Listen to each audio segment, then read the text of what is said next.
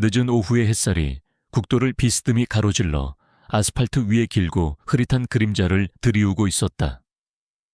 며칠간의 짧은 휴가를 마치고 부대로 복귀하는 길 이서연 소장은 운전대를 잡은 채 무심한 표정으로 전방을 주시했다. 군복을 벗은 그녀는 평범한 30대 후반의 여성으로 보였다. 질끈 묶은 머리 화장기 없는 얼굴, 그리고 편안하지만 단정한 차림새는 그녀가 대한민국 육군 최정예 특전사 출신이자 현재는 일개 사단을 지휘하는 냉철한 지휘관이라는 사실을 완벽하게 감추고 있었다. 차 안의 공기는 고요했다. 라디오도 켜지 않은 채 오직 엔진의 낮은 소음과 타이어가 노면을 스치는 소리만이 단조롭게 반복될 뿐이었다. 그녀는 이 짧은 정적의 순간을 즐기고 있었다. 지난 며칠간은 온전히 자신만의 시간이었다. 부모님의 산소에 들러 묵묵히 술 한 잔을 올리고 인적 드문 바닷가를 찾아 밀려오는 파도 소리를 들으며 복잡한 머릿속을 비워냈다. 하지만 이제 그 평화로운 시간도 끝이었다. 부대 정문이 가까워질수록 그녀의 정신은 다시 수만 명의 부하들과 국가의 안위를 책임지는 지휘관의 그것으로 서서히 전환되고 있었다. 그때 연료 계기판의 눈금이 거의 바닥을 가리키고 있는 것이 눈에 들어왔다. 다음 도시까지는 아직 거리가 꽤 남아있었다. 어쩔 수 없이 그녀는 가장 가까운 휴게소 표지판을 따라 차를 국도 밖으로 뺐다. 그녀가 들어선 곳은 휴게소라는 이름이 무색할 정도로 작고 낡은 곳이었다.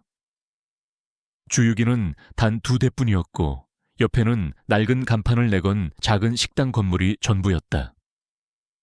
주차장에는 그녀의 차 외에 값비싼 검은색 세단 한 대와 낡은 트럭 한 대가 전부였다.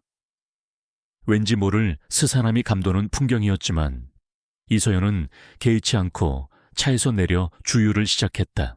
기름이 들어가는 동안 그녀는 잠시 허리를 펴며 주변을 둘러보았다. 식당 건물 안에서 희미하게 들려오는 소란이 그녀의 예리한 청각을 자극했다. 일반적인 손님들의 대화 소리가 아니었다.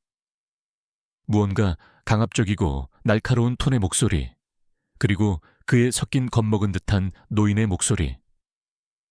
그녀의 미간이 순간 미세하게 좁혀졌다. 직업적 본능이 그녀에게 위험 신호를 보내고 있었다. 주유를 마친 그녀는 잠시 망설였다. 그냥 지나쳐도 그만이었다. 민간인의 일에 군인 그것도 장성이 개입하는 것은 여러모로 복잡한 문제를 낳을 수 있었다. 하지만 그녀의 발걸음은 이미 식당 문을 향하고 있었다. 그녀의 내면에 깊이 뿌리내린 군인 정신은 불의를 외면하는 것을 허락하지 않았다. 식당 문을 열고 들어서는 순간 탁한 공기가 그녀를 맞았다. 낡은 테이블 몇 개가 전부인 작은 공간. 그 한가운데에 문신을 드러낸 건장한 남자 셋이 자리를 차지하고 있었다. 그들은 음식을 먹는 것 같지는 않았다. 테이블 위에는 거의 손도 대지 않은 음식들이 놓여 있었고 그들은 대신 식당 주인으로 보이는 노부부를 둘러싸고 위협적인 분위기를 조성하고 있었다. 어르신 장사를 이렇게 하시면 안 되지. 이 동네에서 장사하려면 우리 흑호파 식구들한테 먼저 인사는 해야 하는 거 아니야. 덩치가 가장 큰 남자가 다리를 꼬고 앉아 비열한 미소를 지으며 말했다. 그의 이름은 황만철, 이 지역을 기반으로 활동하는 폭력 조직 흑호파의 두목이었다. 주인 할아버지가 떨리는 목소리로 대꾸했다. 우리는 그저 하루 벌어 하루 먹고 사는 늙은이들일 뿐이오. 당신들께 드릴 돈 같은 건 없소. 돈이 없다. 황만철의 옆에 있던 부하가 테이블을 주먹으로 내리치며 소리쳤다. 이 영감탱이가 아직 세상 무서운 줄 모르는구만. 쾅 하는 소리에 주인 할머니가 몸을 움츠렸다. 황만철은 그런 부하를 손짓으로 제지하며 여전히 능글맞은 표정을 유지했다. 아, 왜 그러시나. 우리는 그냥 좋은 마음으로 어르신들 보호해 드리겠다는 건데. 요즘 세상이 얼마나 험악해. 안 그래. 바로 그때 식당 안의 모두가 새로운 방문객의 존재를 알아차렸다. 문가에 조용히 서 있는 이서연. 그녀는 아무 말 없이 그 광경을 지켜보고 있었다. 황만철의 시선이 그녀에게로 향했다. 그는 그녀를 위아래로 훑어보았다. 평범한 옷차림, 특별할 것 없는 외모. 그는 그녀를 그저 길 가던 행인쯤으로 치부했다. 뭡니까 아줌마, 구경 났소. 황만철의 부하 중 하나가 시비를 걸었다. 이서연은 그를 무시하고 텅 빈 테이블로 걸어가 앉았다. 그리고는 주방 쪽을 향해 차분한 목소리로 말했다.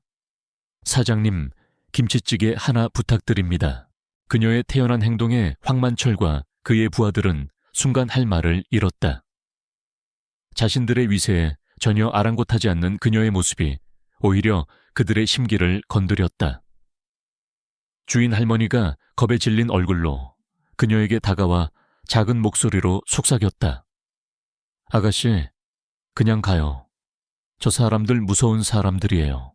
괜찮습니다, 어머니. 배가 고파서요. 이서연은 부드럽게 미소 지으며 할머니를 안심시켰다. 그녀의 말에 황만철의 얼굴에서 미소가 사라졌다. 그는 자리에서 일어나 천천히 이서연에게 다가갔다. 위압감을 주려는 듯 일부러 어깨를 활짝 펴고 거들먹거리며 걸었다. 그는 그녀의 테이블 앞에 서서 내려다보았다. 아줌마, 지금 상황 파악이 안 돼. 우리가 지금 중요한 얘기를 하고 있잖아. 눈치가 그렇게 없어. 이서연은 고개를 들어 그를 올려다보았다. 그녀의 눈은 놀라울 정도로 고요했다. 그 어떤 감정도 담겨있지 않은 깊이를 알 수 없는 검은 동공. 영업 중인 식당에 들어와 식사를 주문하는 게 눈치 없는 행동이었나 보군요. 몰랐습니다. 그녀의 차분하고 논리적인 대답에 황만철은 말문이 막혔다. 그는 힘과 폭력에 익숙한 사람이었다. 이런 식의 대응은 생소했다. 그는 더욱 화가 치밀었다. 이게 어디서 말대답이야. 당신 내가 누군지 알아. 알고 싶지 않습니다. 이서연이 짧게 대답했다. 제가 알고 싶은 건 어르신 두 분께 용무가 끝났으면 이만 자리에서 일어나 주실 수 있느냐는 겁니다. 식사하는데 방해가 돼서요. 그 순간 황만철의 부하들이 동시에 자리에서 일어나 그녀의 양옆에 섰다. 험악한 인상이 그녀를 압박했다. 하지만 이서연은 미동도 하지 않았다. 그녀의 시선은 오직 황만철에게 고정되어 있었다. 마치 그의 부하들은 존재하지 않는 것처럼 그녀의 이런 태도는 황만철의 자존심을 송두리째 짓밟았다. 그는 이 구역의 왕이었다. 모두가 그의 이름만 들어도 벌벌 떨었다. 그런데 어디서 굴러먹던 건지 모를 여자 하나가 자신을 대놓고 무시하고 있었다. 그는 분노를 참지 못하고 비웃음을 터뜨렸다. 용감한 건지 멍청한 건지 아줌마 여자라고 안 봐주는 수가 있어. 좋은 말로 할 때 꺼져. 제가 이곳을 떠나야 할 이유는 없어 보입니다만 오히려 불법적으로 영업을 방해하고 노인을 협박하는 당신들이야말로 이곳을 떠나야 할 것 같은데요. 이서연의 목소리는 여전히 차분했지만 그 안에는 강철 같은 단호함이 배어 있었다. 이제 상황은 임계점을 향해 치닫고 있었다. 황만철은 더 이상 참을 수 없었다. 그는 자신의 권위를 보여줘야만 했다. 그는 손을 들어 올렸다. 하지만 주먹을 날리는 대신 그는 아주 경멸적이고 모욕적인 행동을 선택했다. 툭, 툭. 그의 두툼한 손바닥이 이서연의 뺨을 가볍게 그러나 더없이 모욕적으로 2번 쳤다. 그것은 폭력이라기보다는 조롱에 가까웠다. 상대를 인격체로 보지 않고 마치 벌레를 대하듯 하는 행동. 그 순간 식당 안의 공기가 얼어붙었다. 주인 노부부는 새하얗게 질려 숨도 제대로 쉬지 못했다. 황만철은 만족스러운 미소를 지었다. 그는 그녀가 비명을 지르거나 울거나 최소한 겁에 질린 표정이라도 지을 것이라 예상했다. 하지만 이서연의 반응은 그의 예상을 완전히 빗나갔다. 그녀는 표정 하나 변하지 않았다. 분노도 두려움도 놀람도 없었다. 대신 그녀의 눈빛이 변했다. 방금 전까지 깊이를 알 수 없는 고요한 호수 같았던 그녀의 눈동자는 이제 모든 것을 얼려버릴 듯한 극한의 빙하로 변해 있었다. 살기 샤치라고 부르기에는 너무나도 차갑고 분노라고 하기에는 너무나도 이성적인 순수한 경멸과 냉혹함이 담긴 시선이었다. 그 시선과 마주한 순간 황만철은 자신도 모르게 등골이 서늘해지는 것을 느꼈다. 평생을 뒷골목에서 싸움과 협박으로 살아온 그였지만 이런 종류의 눈빛은 처음이었다. 그것은 단순히 강한 여자의 눈빛이 아니었다. 그것은 수많은 죽음의 경계를 넘어본 자, 인간의 한계를 시험하고 극복해본 자만이 가질 수 있는 그런 종류의 것이었다. 이서연은 아주 천천히 그리고 나지막이 입을 열었다. 그녀의 목소리는 속삭임에 가까웠지만 식당 안의 모든 사람들의 귀에 천둥처럼 울렸다. 지금 네가 한 행동을 후회하게 될 거다. 그녀는 더 이상 아무 말도 하지 않았다. 자리에서 일어나 식탁 위에 식사 비용으로 충분할 만한 돈을 올려놓았다. 그리고는 노부부를 향해 가볍게 고개를 숙여 보인 후 황만철과 그의 부하들을 마치 길가의 돌멩이처럼 무시한 채 식당 문을 향해 걸어갔다. 황만철은 멍하니 그녀의 뒷모습을 바라보았다. 방금 전에 서늘한 감각이 아직도 온몸에 남아있었다. 그는 무언가 잘못되었다는 것을 본능적으로 깨달았다. 하지만 그의 오만함은 그 불안감을 억눌렀다. 미친년 별꼴이야. 그는 애써 태연한 척 중얼거리며 부하들을 돌아보았다. 가자, 오늘은 재수가 없군. 그들은 그렇게 식당을 떠났다. 주인 노부부는 그들이 사라진 뒤에도 한참 동안이나 굳어 있다가 이서연이 놓고 간 돈을 보며 안도의 한숨과 함께 미안함이 뒤섞인 표정을 지었다. 한편 차로 돌아온 이서연은 운전석에 앉아 시동을 걸었다. 그녀는 백미러로 낡은 식당 건물을 잠시 바라보았다. 그녀의 얼굴은 여전히 평온했다. 하지만 그녀의 머릿속은 이미 복잡한 계산을 시작하고 있었다. 황만철의 얼굴, 그의 부하들의 인상착에 그들이 타고 온 검은색 세단의 번호판. 모든 정보가 정확하게 기록되고 분석되었다. 그녀에게 이것은 더 이상 개인적인 모욕이 아니었다. 이것은 질서에 대한 도전이었다. 법과 상식이 통하지 않는 곳, 힘의 논리가 지배하는 그늘진 곳에 대한 정화 작업의 필요성을 알리는 신호였다. 그녀는 자신의 뺨에 닿았던 그 불쾌한 감촉을 떠올렸다. 그것은 분노를 일으켰지만 그녀의 분노는 뜨겁게 폭발하는 종류의 것이 아니었다. 차갑게 응축되어 가장 효율적이고 치명적인 방식으로 목표를 제거하는 강철 같은 에너지로 변환될 뿐이었다. 차는 부드럽게 주차장을 빠져나와 다시 어둠이 내리기 시작한 국도 위로 합류했다. 부대로 돌아가는 남은 길, 이서연은 더 이상 휴가객이 아니었다. 그녀는 다시 포식자의 자리로 냉혹한 전략가의 모습으로 완벽하게 돌아와 있었다. 그리고 그녀의 사냥감은 자신이 누구를 건드렸는지도 모른 채 곧 다가올 파멸의 그림자를 느끼지 못하고 있었다. 사단 사령부의 정문은 철옹성처럼 굳건했다. 위병소의 헌병들은 이서연의 차가 접근하자 흠잡을 데 없이 완벽한 동작으로 경례를 붙였다. 차가 부드럽게 정문을 통과하는 순간 바깥 세상의 무질서하고 혼란스러운 공기는 차단되고 그 자리를 굳건한 규율과 질서의 기운이 채웠다. 연병장에서는 우렁찬 함성이 메아리 쳤고 잘 정비된 막사와 건물들은 마치 거대한 체스판 위의 말들처럼 정연하게 늘어서 있었다. 이곳은 그녀의 세계이자 그녀가 통제하는 왕국이었다. 사단장 집무실에 있는 본관 건물 앞에 차를 세운 그녀는 차문을 열고 밖으로 나왔다.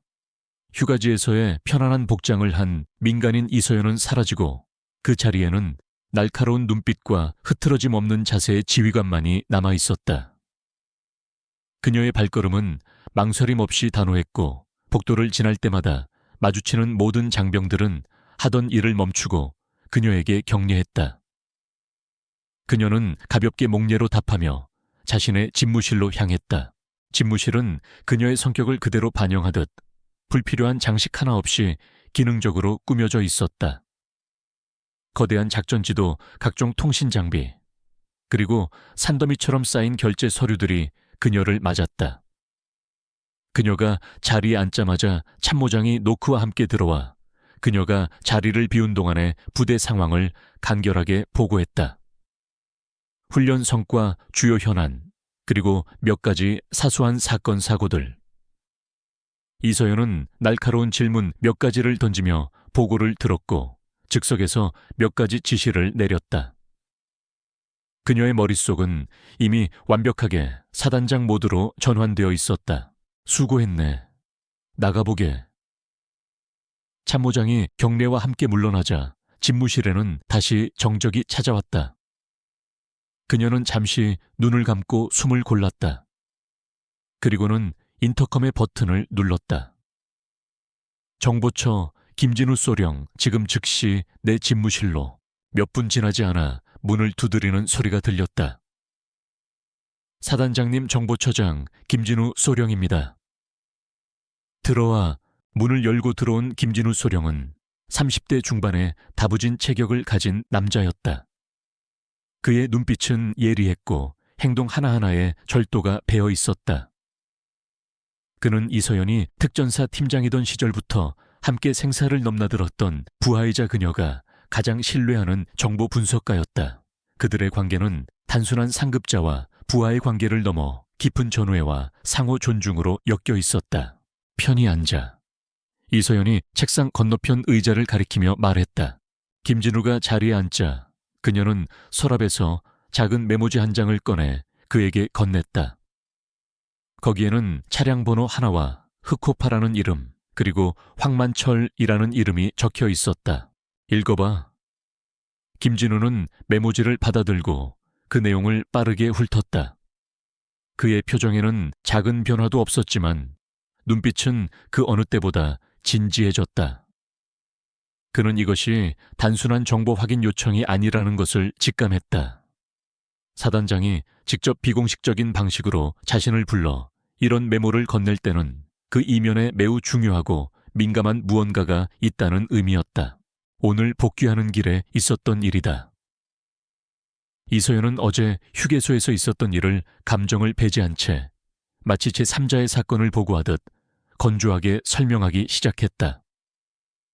노부부를 협박하던 무리 자신의 개입, 그리고 마지막에 있었던 모욕적인 행동까지. 그녀는 뺨을 맞았다는 사실을 말할 때조차 목소리의 톤에 변화를 주지 않았다. 하지만 김진우는 그녀의 차가운 분노를 느낄 수 있었다. 그는 수년간 그녀를 봐왔다.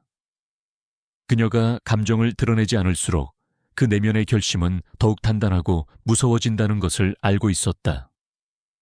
감히 대한민국 육군 소장이자 살아있는 특전사의 전설인 그녀의 뺨을 건드린 자가 있다는 사실에 그의 속에서는 조용한 분노가 들끓었다. 이것은 개인적인 감정 문제가 아니다. 김소령.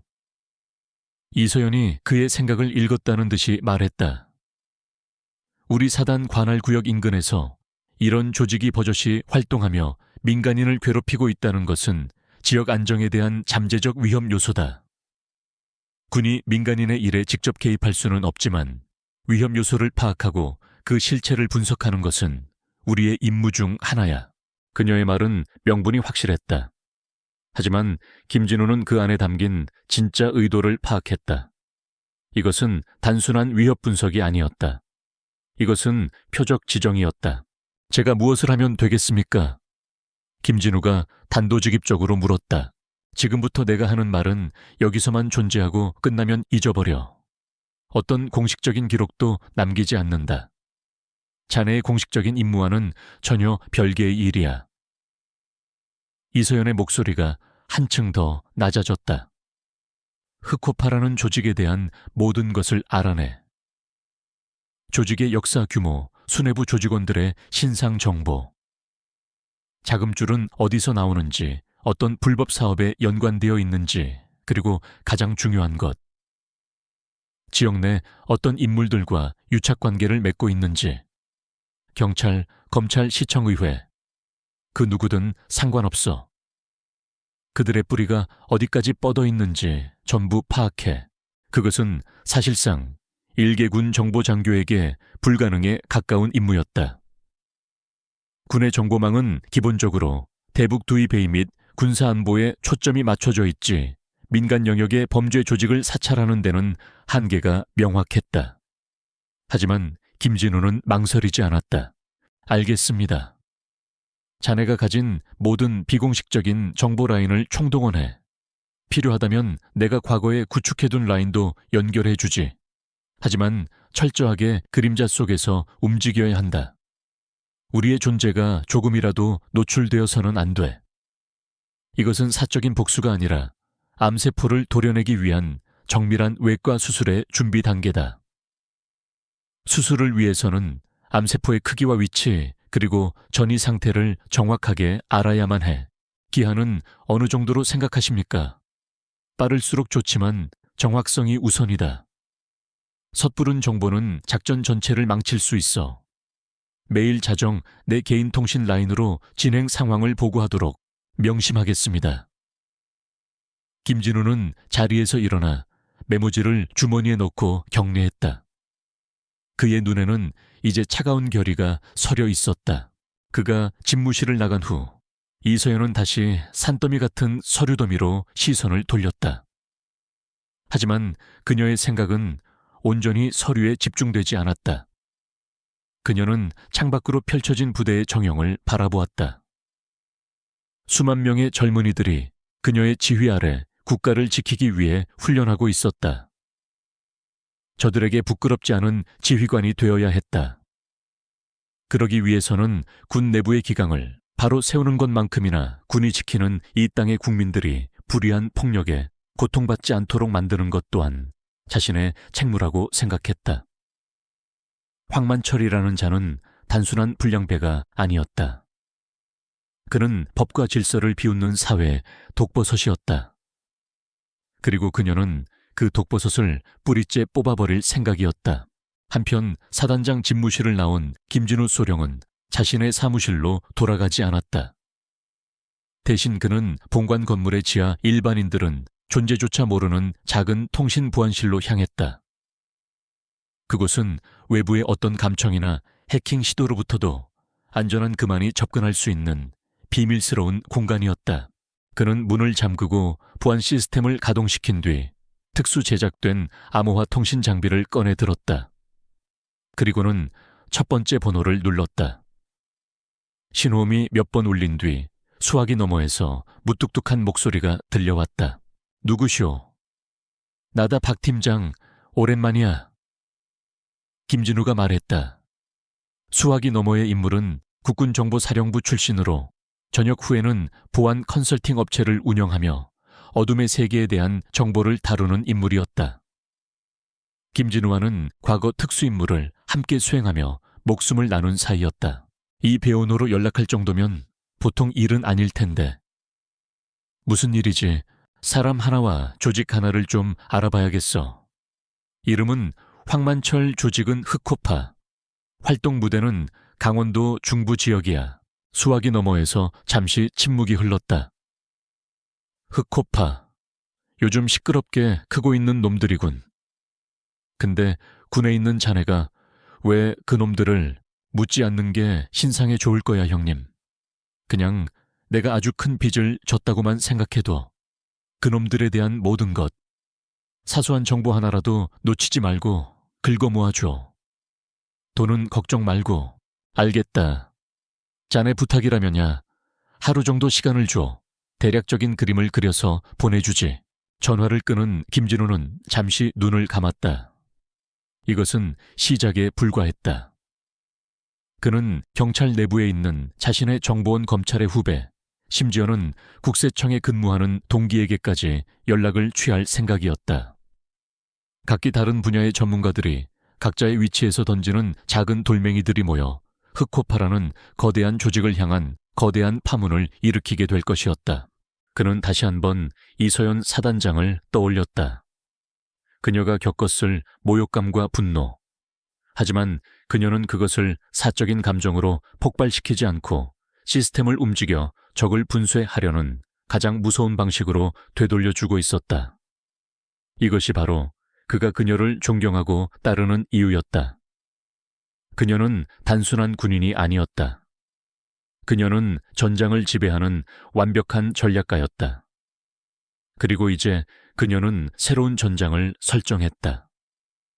그 전장은 어두운 뒷골목과 부패한 권력의 내부였고, 김진우는 그 전장에서 그녀의 가장 날카로운 칼이 될 준비가 되어 있었다. 이서연의 명령이 떨어진 지 며칠이 흘렀다.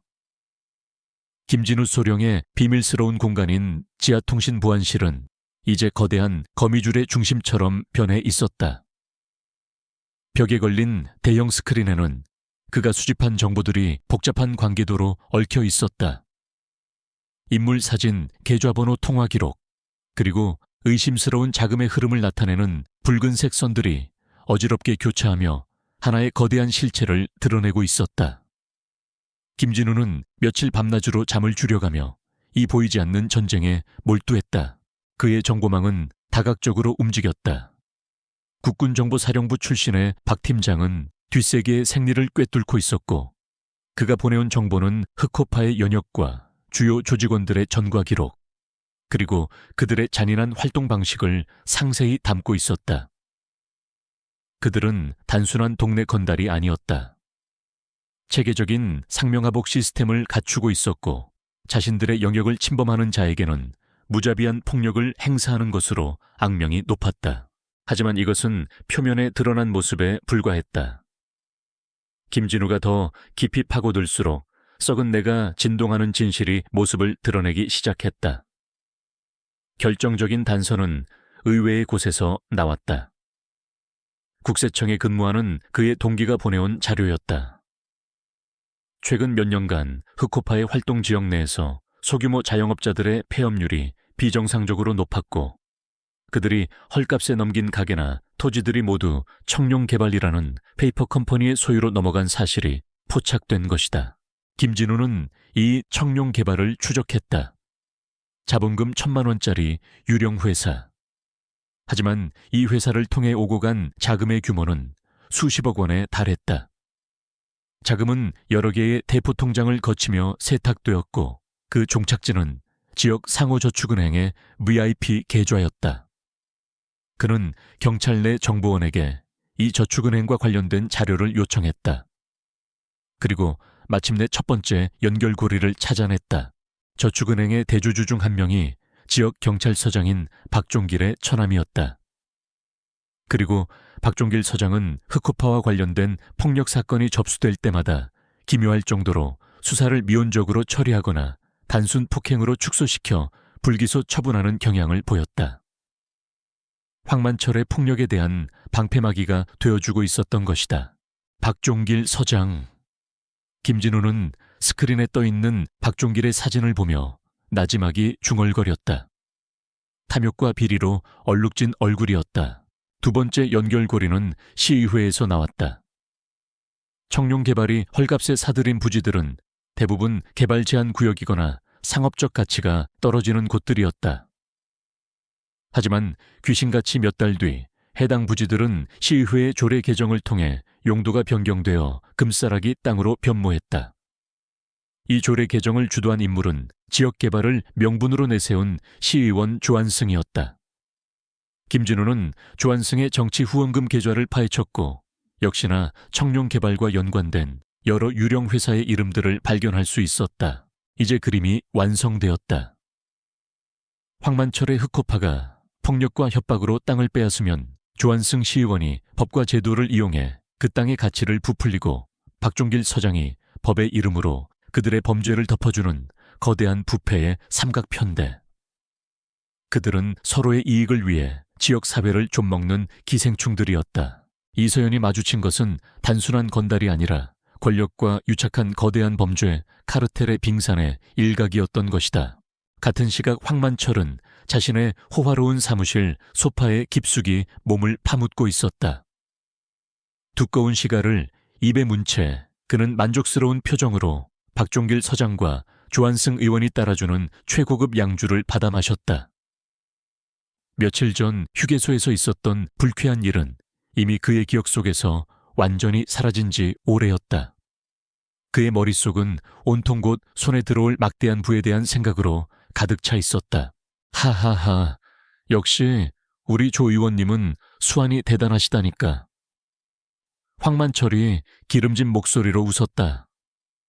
그 골칫덩어리 과원 땅을 청소년 문화특구로 지정해서 용도 변경할 생각을 어떻게 하셨습니까? 조한승 의원이 안경을 고쳤으며 음흉하게 웃었다. 명분이 있어야 하지 않겠습니까, 황 사장님. 고아원을 이전시키고 그 자리에 청소년 문화시설을 짓겠다는데 어느 시민이 반대를 하겠습니까? 물론 그 문화시설이라는 게 우리 황 사장님의 고급 빌라 단지라는 건 우리끼리만 아는 비밀이지만요. 역시 배운 사람은 달라. 옆에 있던 박종길 서장이 술잔을 채우며 거들었다. 고아원 놈들이 순순히 물러나지 않으면 어떡합니까? 그 영감탱이 원장 보통 깐깐한 성격이 아니던데. 황만철은 시가 연기를 길게 내뿜으며 경멸적으로 코웃음을 쳤다. 걱정 마십시오, 서장님. 세상에 돈과 폭력으로 안 되는 일은 없습니다. 처음에는 돈으로 구슬리고 말 안 들으면 우리 애들이 좀 거칠게 놀아주면 됩니다. 그래도 버티면 그땐 서장님께서 안전 문제를 거론하며 행정명령으로 퇴거시키면 그만 아니겠습니까? 애들 안전이 최우선이라는데 누가 토를 달겠습니까? 그들의 대화 속에서는 법도 도덕도 존재하지 않았다. 오직 자신들의 탐욕을 채우기 위한 추악한 공모만이 오갈 뿐이었다. 황만철은 자신이 모든 것을 통제하고 있다고 굳게 믿었다. 그는 자신이 구축한 이 보이지 않는 권력의 그물이 얼마나 견고한지 잘 알고 있었다. 경찰서장과 시의원을 뒷배로 둔 자신을 감히 건드릴 자는 이 세상에 없다고 생각했다. 그는 문득 떠오른 기억에 피식 웃었다. 그러고 보니 며칠 전에 아주 웃기는 여자를 하나 봤지. 뭡니까? 무슨 일 있었습니까? 조 의원이 흥미롭다는 듯 물었다. 웬 미친년 하나가 허름한 휴게소에서 객기를 부리더군요. 내가 누군지도 모르고 정의의 사도인 양까불기에 뺨따기를 두어 대툭툭 쳐주며 예절 교육을 좀 시켜줬습니다. 박종길 서장이 껄껄 웃었다. 황 사장님 성격에 그 정도로 끝내신 게 용하십니다. 보통 같았으면 뼈마디 하나는 부러뜨렸을 텐데요. 에이, 여자랑 싸워서 뭐 합니까? 그냥 재미로 좀 놀아준 거지. 아마 지금쯤 남편한테 울면서 고자질하고 있겠죠.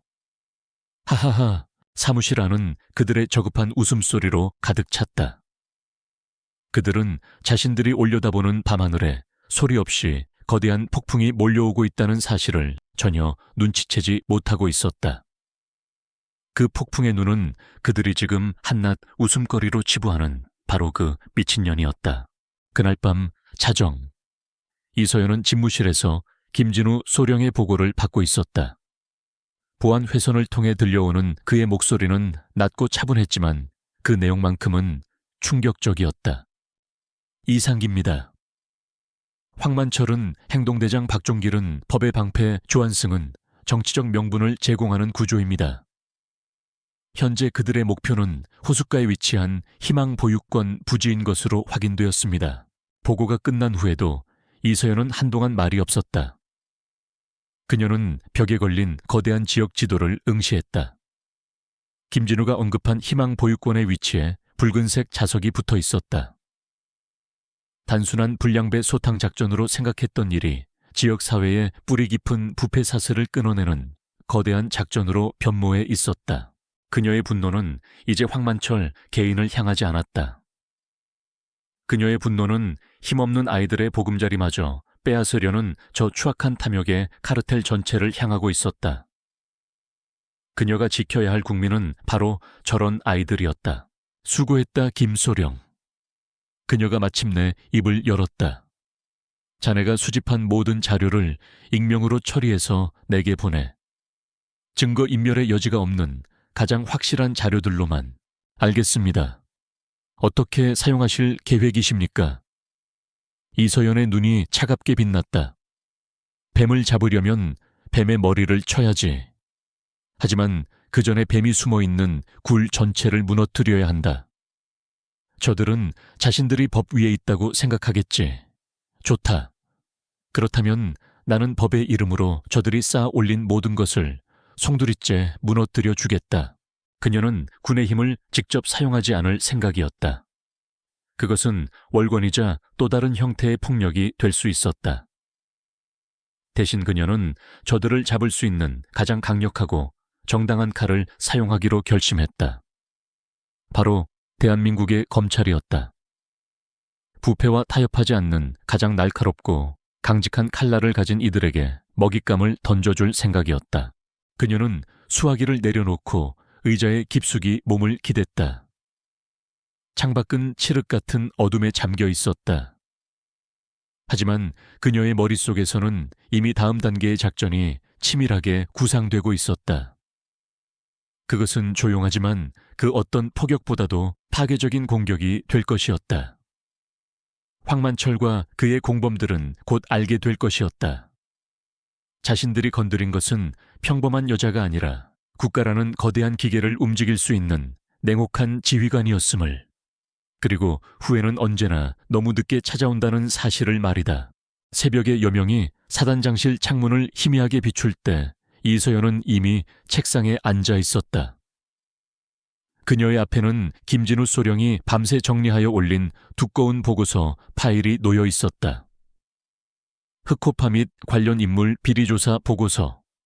그 제목 아래에는 황만철과 그의 공범들이 저지른 온갖 추악한 범죄의 흔적들이 빽빽하게 기록되어 있었다. 그녀는 마지막 페이지를 덮고 잠시 생각에 잠겼다. 마음만 먹으면 사단 직할의 특수임무대를 동원해 하룻밤 사이에 저 쓰레기들을 모조리 정리해버릴 수도 있었다. 그것은 가장 빠르고 효율적인 방법일 터였다. 하지만 그녀는 고개를 저었다. 그것은 지휘관의 방식이 아니었다. 법을 수호해야 할 군인이 사적인 감정이나 자의적인 판단으로 법을 뛰어넘는 순간 군은 국가의 방패가 아닌 또 다른 폭력 집단으로 전락하게 될 것이었다. 그녀는 법을 집행하는 사람이 아니라 법이 올바르게 설 수 있도록 그 기틀을 지키는 사람이었다. 그녀는 다른 칼을 사용해야만 했다. 더 날카롭고 더 합법적이며 한번 휘두르면 독사의 머리뿐만 아니라 그 몸통과 꼬리까지 한꺼번에 잘라낼 수 있는 그런 칼을. 그녀는 보안 캐비닛을 열어 암호화된 노트북을 꺼냈다. 군 내부망과는 완전히 분리된 그녀가 과거 특수임무를 수행할 때부터 사용해 온 비밀 정보망에 접속하기 위함이었다. 그녀는 대한민국 정부의 주요 인사 데이터베이스에 접속하여 특정 프로필을 검색하기 시작했다. 청렴성상, 타협 불가, 외압 면역. 몇 번의 필터링 끝에 한 인물의 프로필이 화면에 떠올랐다. 대검찰청 중앙수사부 특수 3팀장 임태준 검사. 프로필 사진 속의 임태준은 날카로운 눈매와 단단히 담은 입술을 가진 고집스러워 보이는 인상이었다. 그의 별명은 불독. 한 번 물면 정재계의 거물이라도 숨통을 끊어놓기 전까지는 절대로 놓지 않는다고 해서 붙여진 별명이었다. 그는 정치적 성향을 떠나 오직 증거와 법리만으로 부패한 권력을 수없이 단죄해온 검찰 내에서도 가장 강골이자 독립적인 인물로 정평이 나 있었다. 이서연은 그와 개인적인 친분이 없었다. 하지만 그녀는 그의 명성을 익히 들어 알고 있었다. 바로 이 사람이었다. 그녀가 찾던 깨끗한 칼날. 그녀는 즉시 김진우 소령을 호출했다. 김소령 보고서는 완벽하다. 이제 이 정보를 배달할 시간이야. 어디로 보내시겠습니까? 서울 서초동으로. 하지만 우리가 보냈다는 흔적은 단 하나도 남아서는 안 된다. 이것은 제보의 형식을 띤 완벽한 익명의 정보 제공이 되어야 해. 이서연의 계획은 치밀했다. 김진우는 보고서의 모든 내용을 스캔하여 암호화된 일회용 데이터 칩에 담았다. 보고서 원본과 관련된 모든 파일은 군 서버에서 영구히 삭제되었다. 김진우는 그의 비공식 정보 라인을 통해 대검찰청 내부의 우편물 분류 시스템을 가장 잘 아는 인물을 포섭했다. 며칠 뒤 임태준 검사실의 막내 수사관은 아침에 배달된 수많은 우편물 속에서 발신인이 없는 평범한 서류 봉투 하나를 발견하게 될 것이었다. 그리고 그는 아무 생각 없이 그 봉투를 다른 우편물들과 함께 임태준 검사의 책상 위에 올려놓게 될 터였다. 고전적인 데드드롭, 넷드롭 방식의 변형이었다. 봉투 안에는 데이터 칩과 함께 이 메모 한 장만 넣어두어. 이서연은 김진우에게 작은 메모지를 건넸다. 거기에는 단 한 문장만이 적혀 있었다. 대한민국을 좀먹는 암세포입니다. 정의로운 칼을 기다립니다. 서울 서초동 대검찰청. 임태준 검사는 산더미 같은 서류에 파묻혀 있었다. 거대 기업의 비자금 사건 현직 장관의 뇌물 수수 의혹. 그의 책상 위에는 대한민국을 움직이는 거물들의 운명이 걸린 사건 기록들이 쌓여 있었다. 그는 끝없이 이어지는 부패와의 전쟁에 지쳐가고 있었다. 잡아넣어도 또 다른 누군가가 그 자리를 채웠고 부패의 뿌리는 생각보다 훨씬 깊고 광범위했다. 그때 수사관이 서류 봉투 하나를 그의 책상 위에 내려놓았다. 팀장님 발신인 불명예 우편입니다. 임태준은 미간을 찌푸렸다. 보통 이런 건 자신의 수사에 불만을 품은 이들의 협박 편지이거나 정신 나간 사람의 횡설수설이 대부분이었다. 그는 무심코 봉투를 뜯었다. 안에는 작은 데이터 칩 하나와 짧은 메모가 전부였다. 그는 메모를 집어들었다. 대한민국을 좀먹는 암세포입니다. 정의로운 칼을 기다립니다. 그는 피식 웃었다. 또 어떤 소설 같은 이야기일까? 하지만 그는 혹시나 하는 마음에 데이터 칩을 외부 인터넷과 완전히 차단된 보안 단말기에 삽입했다. 그리고 그의 눈이 화면에 고정되었다. 그의 앞에는 단순한 제보가 아닌 완벽하게 정리된 하나의 정보 보고서가 펼쳐져 있었다. 흑호파라는 조직의 실체 황만철을 비롯한 핵심 인물들의 프로필, 그들의 범죄 행각을 시간대별로 정리한 타임라인, 그리고 복잡한 자금 흐름을 한눈에 파악할 수 있는 다이어그램까지. 심지어 경찰서장 박종길과 시의원 조한승의 유착관계를 입증하는 정황 증거들과 관련자들의 계좌 정보까지 첨부되어 있었다. 임태준의 입에서 감탄사가 터져 나왔다.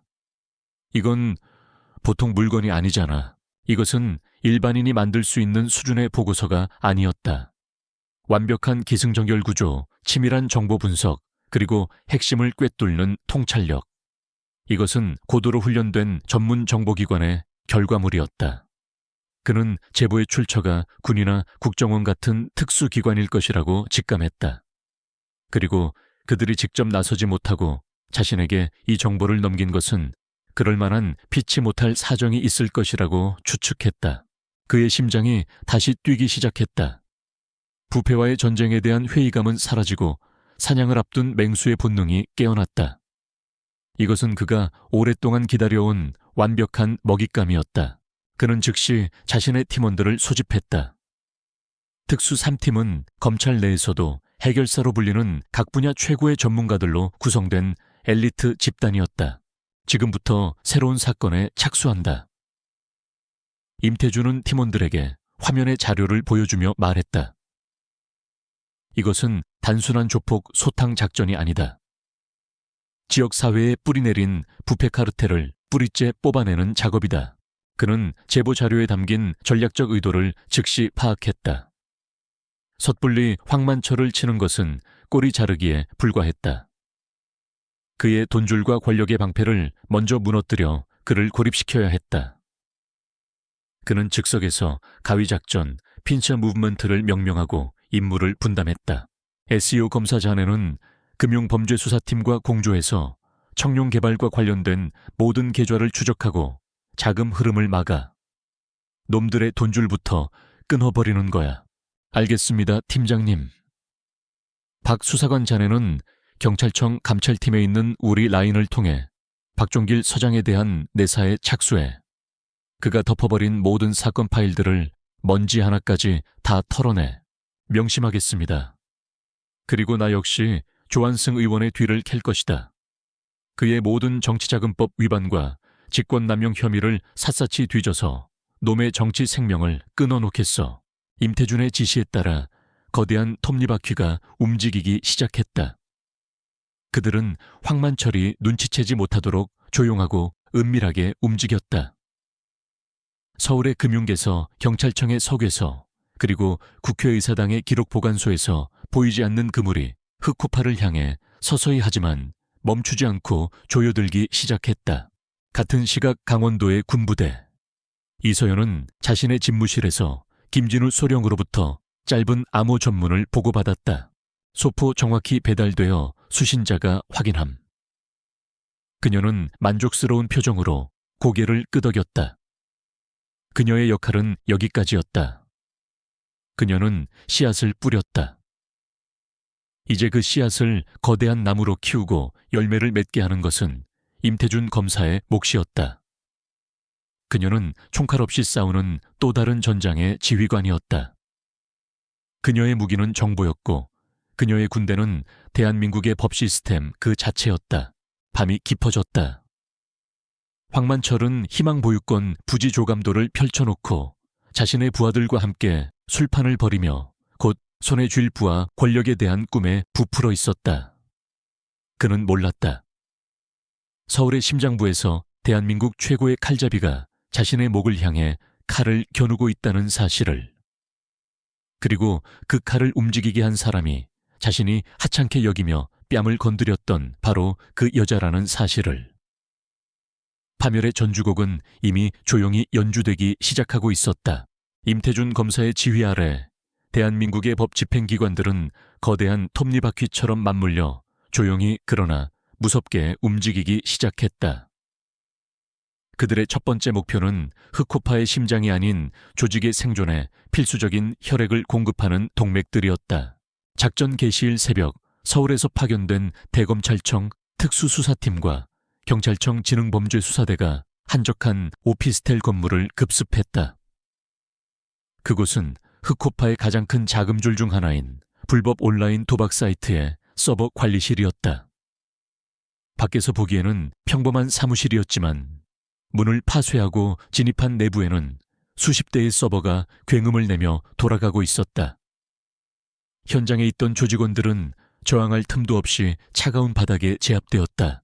모든 서버와 회계 장부를 압수해 자금 흐름을 추적할 단서 하나도 놓치지 마. 임태준 검사의 현장 지휘 아래 수사관들은 일사불란하게 움직였다. 그들은 단순한 폭력배가 아니라 돈의 흐름을 쫓는 훈련된 사냥개들이었다.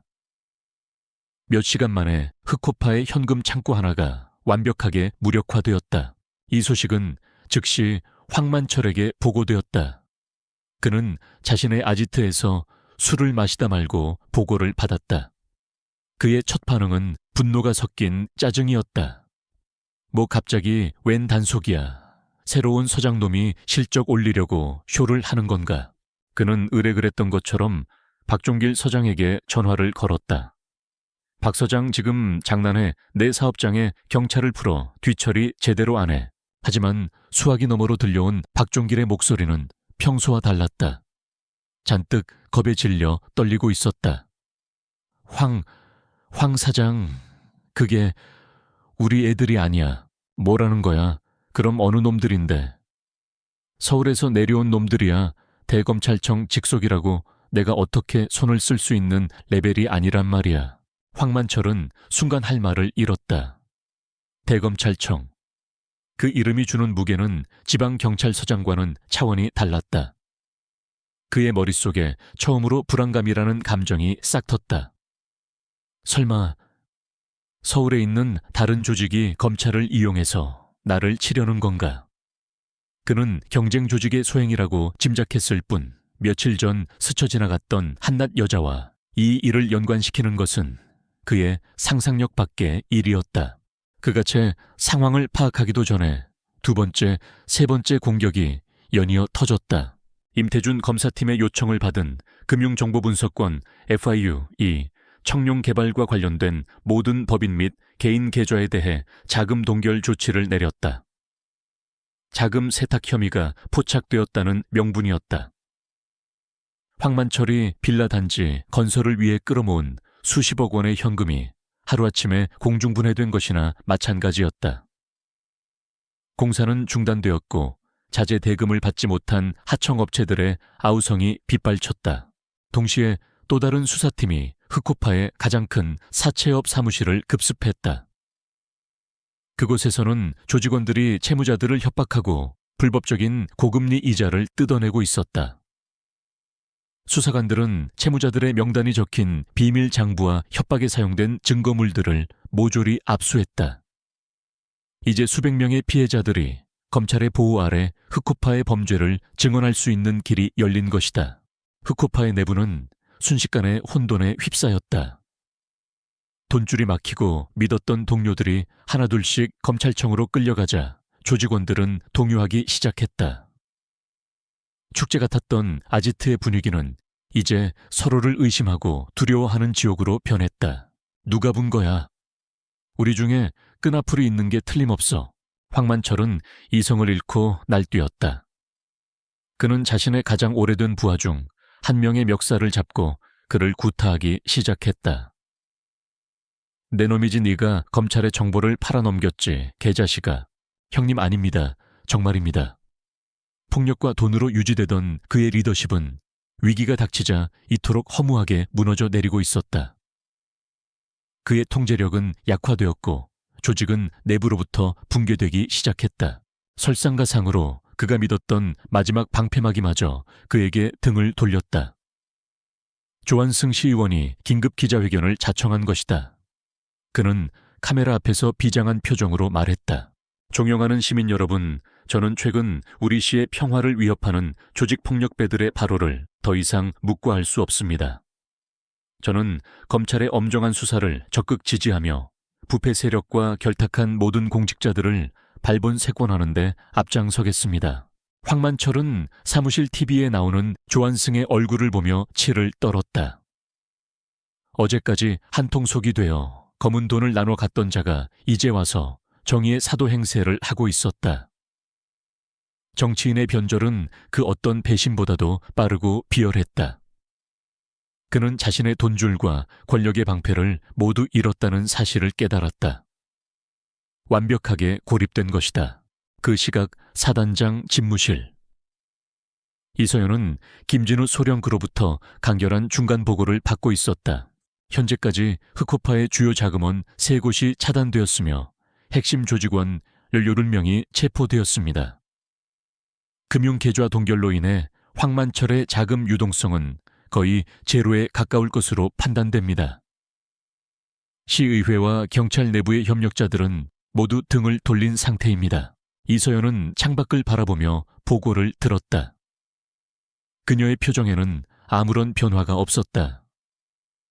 마치 체스판 위에서 상대방의 왕을 향한 외통수를 계획대로 진행하고 있는 체스 마스터와 같았다. 그녀의 계획대로 적은 혼란에 빠졌고 고립되었으며 이제 곧 스스로 실수를 저지를 터였다. 마지막 결정타를 날릴 최적의 조건이 만들어지고 있었다. 계속 주시하도록. 특히 희망 보유권 쪽의 동향을 놓치지 마. 알겠습니다. 그녀의 예측은 정확했다. 모든 것을 잃고 궁지에 몰린 황만철은 독이 오른 쥐와 같았다. 이성을 잃은 그는 마지막 발악을 결심했다. 그에게 남은 것은 오직 폭력뿐이었다. 그리고 그는 이 모든 일의 시발점이 된 희망 보유권 부지를 떠올렸다. 그래, 그 땅만 손에 넣으면 재기할 수 있어. 그 영감탱이가 끝까지 버티는 바람에 일이 이렇게 꼬인 거야. 그는 모든 책임을 힘없는 고원 원장에게 돌렸다. 그는 남은 부하들 중 가장 충성스럽고 난폭한 놈들 몇 명을 불러 모았다. 연장 챙겨. 오늘 밤 그 고아원에 가서 영감탱이 버르장머리를 확실하게 고쳐주고 재개발이고 뭐고 다 필요 없게 싹 다 불태워버릴 거다. 증거 도못도 없이 깨끗하게. 그의 눈은 광기로 번들거렸다. 더 이상 잃을 것이 없는 자의 막무가내식 폭주였다. 그는 자신의 그 결정이 스스로 파멸의 문을 열고 걸어 들어가는 마지막 걸음이 될 것이라는 사실을 전혀 알지 못했다. 늦은 밤 황만철과 그의 부하들을 태운 검은색 차량 여러 대가 어둠을 뚫고 희망 보유권을 향해 질주하기 시작했다. 그들의 움직임은 즉시 김진우 소령의 감시망에 포착되었고 실시간으로 이서연에게 보고되었다. 사단장님 목표가 움직였습니다. 예상대로 희망 보유권으로 향하고 있습니다. 이서연은 수화기를 들고 짧게 명령했다. 임검색에 연락해. 사냥할 시간이라고. 이제 마지막 장을 위한 무대는 완벽하게 준비되었다. 밤에 장막이 내린 희망 보유권은 깊은 정적에 잠겨 있었다. 호숫가에 자리한 낡았지만 정갈한 건물 안에서는 고된 하루를 보낸 아이들이 평화로운 꿈나라를 헤매고 있었다. 하지만 보유권장인 최 노인은 잠들지 못했다. 최근 며칠간 계속된 흑호파의 협박에 그의 심장은 무겁게 가라앉아 있었다. 그는 창밖에 짙은 어둠을 바라보며 불안한 마음으로 밤을 지새우고 있었다. 그는 알지 못했다. 그가 바라보는 어둠 속에는 수십 명의 눈들이 보이지 않는 방어선을 구축한 채 보유권을 지키고 있다는 사실을. 임태준 검사의 지휘 아래 대검찰청 특수수사팀과 경찰특공대 스와트는 이미 보유권 주변의 숲과 언덕에 완벽하게 몸을 숨긴 채 먹잇감이 스스로 덫으로 걸어 들어오기만을 기다리고 있었다. 모든 것은 이서연의 마지막 시나리오대로 움직이고 있었다. 자정이 가까워질 무렵 어둠을 찢고 여러 대의 검은색 차량이 헤드라이트를 끈 채 비포장 도로를 통해 조용히 접근해왔다. 그들은 자신들이 매우 은밀하게 움직이고 있다고 생각했지만 그들의 모든 움직임은 고성능 야간 투시경을 통해 실시간으로 임태준 검사의 지휘본부로 전송되고 있었다. 차에서 내린 자들은 황만철과 그의 마지막 남은 잔당들이었다. 그들의 손에는 야구방망이와 쇠파이프가 들려 있었고 한 명은 휘발유가 담긴 통을 들고 있었다. 한때 지역을 호령하던 위세는 온데간데 없고 궁지에 몰린 이리떼의 처절함만이 남아있었다. 황만철의 얼굴은 분노와 초조함으로 흉측하게 일그러져 있었다. 동시에 들어간다.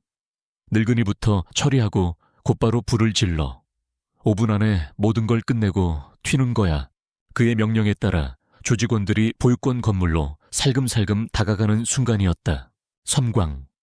갑자기 수십 개의 서치라이트가 일제히 불을 밝히며 밤을 대낮처럼 만들었다. 눈을 뜰 수 없는 강렬한 빛에 황만철과 조직원들은 비명을 지르며 눈을 가렸다. 동시에 사방에 설치된 확성기에서 얼음장같이 차가운 목소리가 터져나왔다. 움직이지 마라. 너희들은 대검찰청 수사팀에 의해 완전히 포위됐다. 무기를 버리고 즉시 투항하라. 목소리가 끝나기 무섭게 어둠 속에서 검은색 전투복을 입은 경찰 특공대원들이 유령처럼 나타나 그들을 향해 총구를 겨눴다. 그들의 방탄 헬멧에 장착된 레이저 조중이의 붉은 점들이 황만철과 조직원들의 가슴과 이마 위를 어지럽게 수놓았다. 완벽한 기습이었다. 조직원들은 혼비백산했다.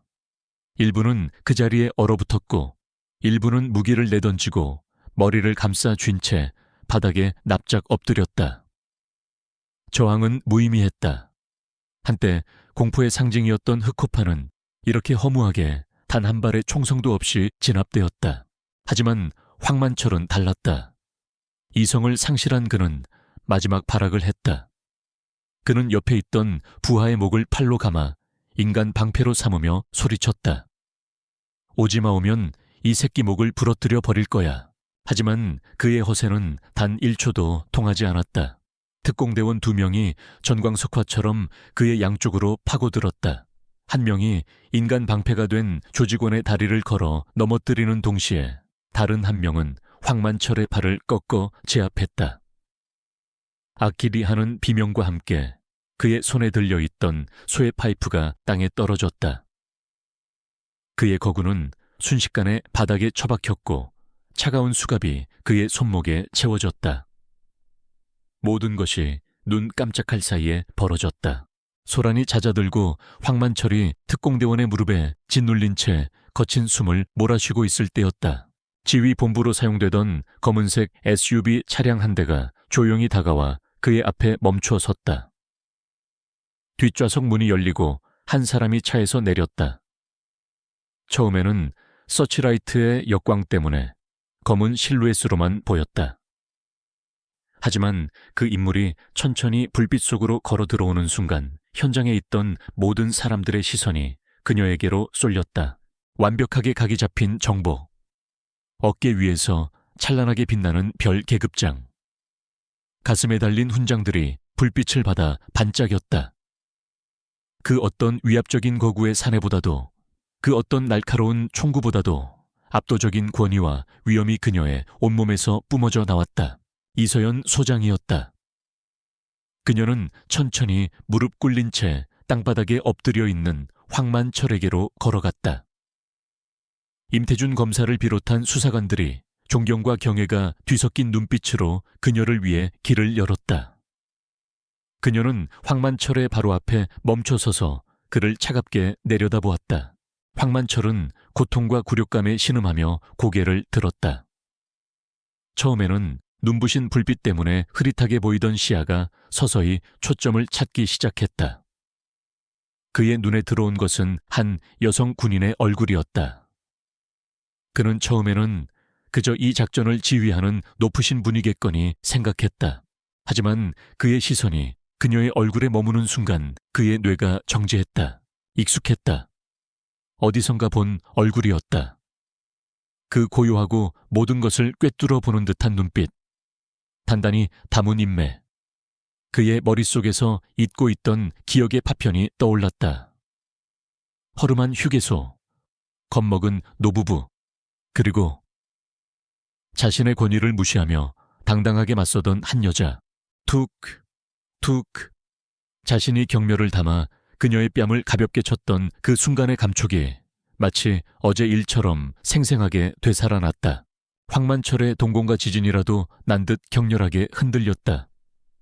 그의 뇌는 눈앞의 현실을 받아들이기를 거부했다. 저 여자가 이 모든 일을 그랬다. 그가 한낱 아줌마라고 무시하고 모욕했던 그 여자가 지금 자신의 숨통을 끊기 위해 국가의 칼을 휘두른 사령관이었다. 그를 덮친 거대한 폭풍의 진원지가 바로 그녀였다. 그가 보잘것없다고 걷어찬 돌멩이가 사실은 산사태를 일으키는 바위였던 것이다. 그의 입에서 의미 없는 소리가 새어나왔다. 공포가 아니었다. 그것은 공포를 넘어선 자신의 어리석음과 오만함에 대한 근원적인 절망감이었다. 후회라는 단어로는 도저히 표현할 수 없는 영혼이 파괴되는 듯한 충격. 그제야 그는 휴게소를 떠나던 그녀가 남긴 마지막 말을 떠올렸다. 지금 네가 한 행동을 후회하게 될 거다. 그것은 허세나 협박이 아니었다. 그것은 미래에 대한 정확한 예고, 즉 사형 선고였던 것이다. 이서연은 그런 그를 내려다보며 아무 말도 하지 않았다. 경멸도 동정도 없었다. 그녀의 눈에는 그는 더 이상 복수의 대상조차 아니었다. 그저 처리해야 할 문제일 뿐이었다. 그녀는 황만철에게서 시선을 거두고 옆에 서 있던 임태준 검사를 향해 말했다. 그녀의 목소리는 밤 공기를 가르며 명확하게 울려 퍼졌다. 임 검사님, 마지막 쓰레기까지 수거가 완료된 것 같군요. 이제 법에 따라 처리해 주십시오. 쓰레기. 그 한마디가 황만철의 남은 자존심을 산산조각냈다. 그것은 그가 그녀의 뺨을 쳤던 것과는 비교도 할 수 없는 그의 존재 자체를 부정하는 가장 완벽한 모욕이었다. 황만철은 수사관들에게 질질 끌려가며 완전히 넋이 나간 사람처럼 중얼거렸다. 내가 누구를 건드린 거지? 대체 이서연은 그 처참한 뒷모습을 잠시 바라보다가 아무 일도 없었다는 듯 몸을 돌려 자신의 채 올랐다. 작전은 끝났다. 보유권은 안전해졌고 사회의 암적인 존재는 제거되었다. 그녀는 자신의 손에 피를 묻히지 않고 오직 전략과 이성, 그리고 합법적인 시스템을 통해 완벽한 승리를 거두었다. 차량이 어둠 속으로 사라졌다. 그녀는 승리의 기쁨에 취하지도 복수의 만족감에 젖지도 않았다. 그저 마땅히 해야 할 일을 했을 뿐이라는 듯 고요하고 담담하게 자신의 자리로 돌아가고 있었다. 폭풍이 지나가고 예상치 못하게 맑은 하늘이 나타났습니다. 황만철과 흑호파가 체포된 후 그들이 저질러온 추악한 범죄의 실상들이 언론을 통해 연일 터져 나왔다. 임태준 검사의 지휘 아래 대검찰청 특수수사팀은 흑호파와 유착했던 모든 부패 사슬을 남김없이 잘라냈다. 박종길 경찰서장과 조한승 시의원은 직권남용과 뇌물수수 혐의로 구속되었다. 그들의 비호 아래 숨겨져 있던 수많은 범죄 행각들이 드러나자 지역사회는 큰 충격에 빠졌다. 법정 최고형을 선고받은 황만철은 재판 내내 넋이 나간 표정으로 앉아 있었다. 한때 지역의 무법자로 군림하던 그의 모습은 온데간데 없고 모든 것을 잃은 초라한 범죄자의 모습만이 남아있었다. 언론은 임태준 검사팀의 활약상을 대서특필하며 정의는 살아있다고 떠들어댔다. 그리고 이 모든 수사의 시작이 된 최초의 제보자는 정의로운 내부 고발자 혹은 이름 없는 시민 영웅으로 불리며 미스터리로 남았다. 그 누구도 이 거대한 부패 카르텔을 무너뜨린 설계자가 최전방 사단을 지휘하는 여성 장군일 것이라고는 상상조차 하지 못했다. 시간이 흘러 모든 것이 제자리를 찾아갔다. 몇 달 뒤 휴일을 맞은 이서연은 다시 사복 차림으로 운전대를 잡았다. 그녀는 복귀하던 그날의 국도를 다시 달렸다. 길가에 있던 허름한 휴게소, 식당은 여전히 그 자리에 있었다. 하지만 분위기는 완전히 달라져 있었다. 식당 입구에는 찾아주셔서 감사합니다 라는 작은 화분이 놓여 있었고 주인 노부부는 전보다 훨씬 밝아진 얼굴로 손님들을 맞고 있었다. 그녀는 차의 속도를 줄여 그 평화로운 풍경을 잠시 눈에 담았지만 차를 세우지는 않고 그대로 지나쳤다.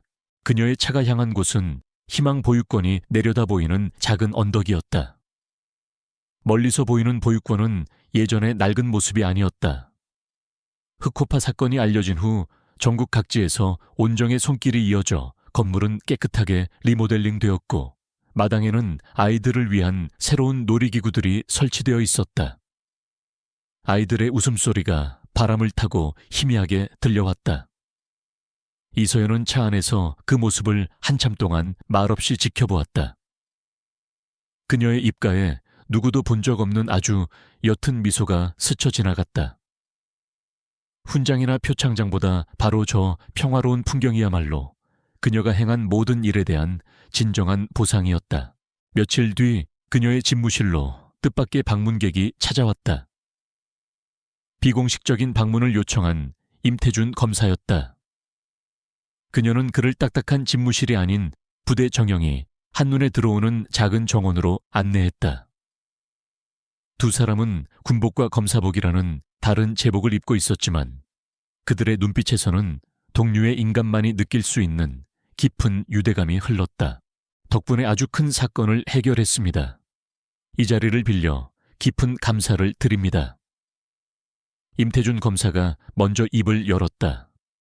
그는 이서연을 똑바로 바라보며 말했다. 제가 받아본 제보 파일은 제가 평생 검사 생활을 하며 받아본 그 어떤 무기보다도 완벽했습니다. 누가 그 정보를 주셨는지는 묻지 않겠습니다. 다만 혹시라도 그분께 제 뜻을 전할 수 있으시다면 대한민국 검찰을 대표해서 진심으로 감사드린다고 전해 주십시오. 그의 말은 예의를 갖추었지만 그는 모든 것을 알고 있다는 눈빛이었다. 이서연은 부드럽게 대답했다. 아마 그분은 그저 정의를 믿는 평범한 시민이었을 겁니다, 검사님. 진정한 영웅은 법이라는 칼을 올바르게 휘둘러 암세포를 도려내신 검사님과 수사팀원들이지요. 두 사람은 더 이상 말을 잇지 않았다. 하지만 침묵 속에서 더 많은 이야기가 오고 갔다. 그것은 서로의 신념과 직업에 대한 깊은 존중의 교감이었다. 짧은 만남을 마친 임태준 검사는 국가를 지키는 방식은 다르지만 우리의 목표는 같다고 믿습니다. 라는 말을 남기고 돌아갔다. 그가 떠난 후 이서연은 사단 전체가 참여하는 대규모 기동훈련을 지휘하기 위해 지휘 통제실로 향했다. 상황판에 가득한 아군의 위치와 적군의 예상 이동 경로 쉴 새 없이 오고 가는 무전소리. 그녀는 다시 완벽한 지휘관의 모습으로 돌아와 있었다. 소란스러웠던 민간 세계의 사건은 이제 그녀의 머릿속에 없었다. 훈련이 절정에 달했을 때 그녀는 야외 지휘소의 가장 높은 곳에 올라 쌍강경으로 훈련장을 내려다보았다. 포연이 자욱한 들판을 가로지르는 전차들의 육중한 기동 목표 지점을 정확하게 타격하는 포탄의 섬광, 그리고 일사불란하게 움직이는 수천 명의 병사들. 그녀의 군대는 강철과 같았다. 그녀는 문득 몇 달 전 자신의 뺨에 와닿았던 그 불쾌하고 모욕적인 감촉을 떠올렸다. 그 순간 치밀어 올랐던 분노는 분명 그녀 개인의 것이었다. 하지만 그녀는 그 분노를 개인적인 복수로 터뜨리지 않았다. 대신 그녀는 그것을 더 큰 불의를 바로잡는 동력으로 승화시켰다. 그녀는 진정한 힘이란 한 개인의 주먹에서 나오는 것이 아님을 알고 있었다. 진정한 힘은 잘 훈련된 군대처럼 각자의 위치에서 자신의 임무를 완벽하게 수행하는 시스템 그 자체에서 나온다는 것을. 그것이 법이든 군대이든 원리는 같았다. 그녀가 한 일은 복수가 아니었다. 그것은 균형의 회복이었다. 무질서가 질서를 침범했을 때 그것을 제자리로 돌려놓는 것. 그것이 바로 국가가 자신과 같은 군인에게 지휘권을 부여한 이유라고 그녀는 믿었다. 훈련이 성공적으로 끝나고 동쪽 하늘에서 장엄한 일출이 시작되고 있었다. 붉은 태양이 산맥을 넘어 훈련장을 황금빛으로 물들였다. 밤새 이어진 훈련의 피로에도 아랑곳하지 않고 병사들은 아침 햇살 속에서 다시 정비를 시작했다. 그들의 모습은 이 땅의 미래 그 자체였다. 이서연은 그 광경을 바라보며 조용히 서 있었다. 폭풍은 지나갔고 고요하고 희망찬 아침이 밝아왔다. 그녀의 싸움은 끝났지만 그녀의 임무는 끝나지 않았다. 그녀는 앞으로도 이 자리에서 보이지 않는 곳에서 이 땅의 평화와 질서를 지키는 침묵의 수호자로 살아갈 것이었다. 그것이 그녀가 스스로에게 부여한 숙명이자 가장 큰 자부심이었다.